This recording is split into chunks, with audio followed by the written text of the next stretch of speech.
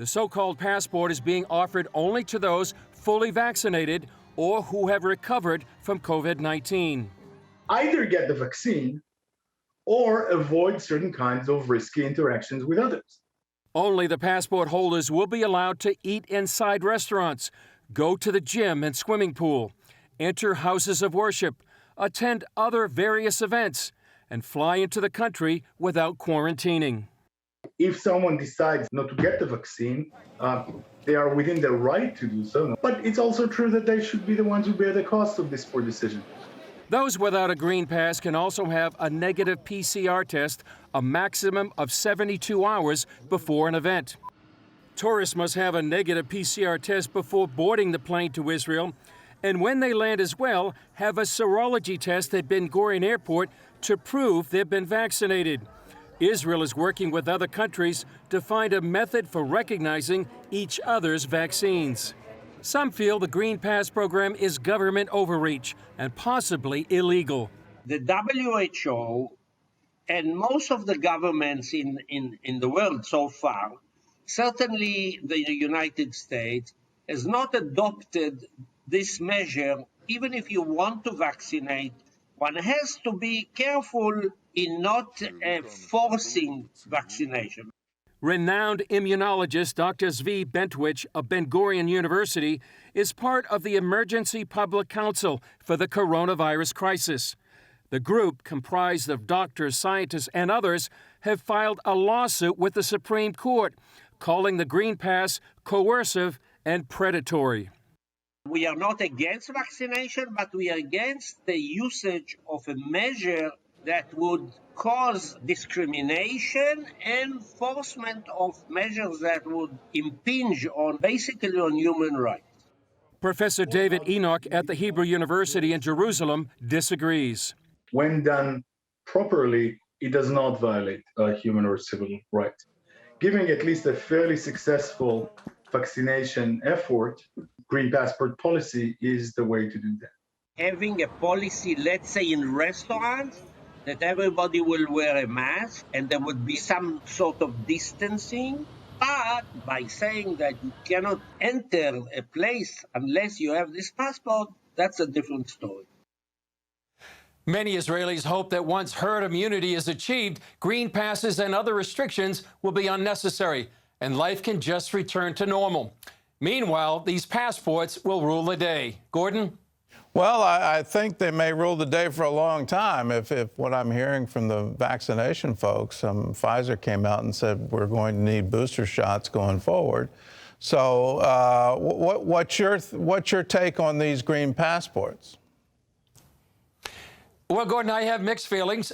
Believe it or not, I have one. It's right here. This gives me access to a lot of places here in Israel, the gym or any other places. If you don't have vaccinations, I did get both of the shots. We've talked about that before.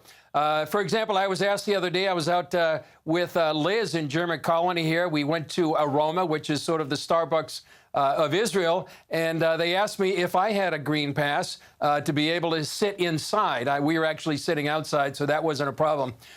So I empathize with those who, for a variety of reasons, may choose not to get the vaccine. I know people have been able to go to restaurants or concerts. It's sort of an odd and sometimes awkward situation for them.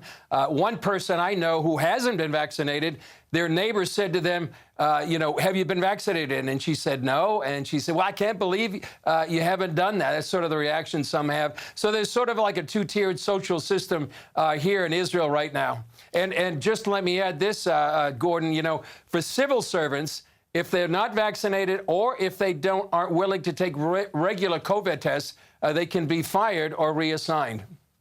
Hold that card up again. It doesn't look to be green at all. So why are they calling it a green card? That's a good question. I guess they feel like, this is green pastures, so to speak, or just a way that you can go to other places that people that aren't vaccinated can't go. Some of the Israelis that I talked to somebody this morning that I was actually working on a story. And it's a question that a lot of people ask themselves right now. Have you gotten the shots? Did you get the shots? He didn't. and he was just reacting to some of the reactions. For example, his neighbors had a very bad reaction to the vaccine, and so some people are reacting that way. Okay, well, I'll hold up my card for you. This is my vaccination card. I'm actually carrying it with me. I'm not sure why I'm carrying it with me, but I am carrying it with me, just to say, okay, I've been vaccinated. If I ever get questioned, I'm vaccinated. Here are the dates of my vaccination.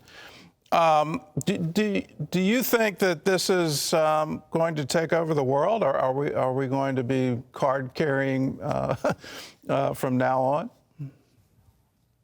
Well, that remains to be seen, Gordon, and I know it's a big debate. It's a debate here in Israel. I know there's a debate in the EU right now, debating whether or not people in the EU could go to all the other EU countries if they have sort of a green pass. The United Kingdom is talking about that right now. It's under consideration. Some people call it discriminatory. Other people say, well, this is sort of the world we live in right now. We need to be protected from COVID-19 or the other variants that are springing up. The Russian foreign minister, for example, Gordon, he weighed in. He said it shouldn't infringe on people's right to travel.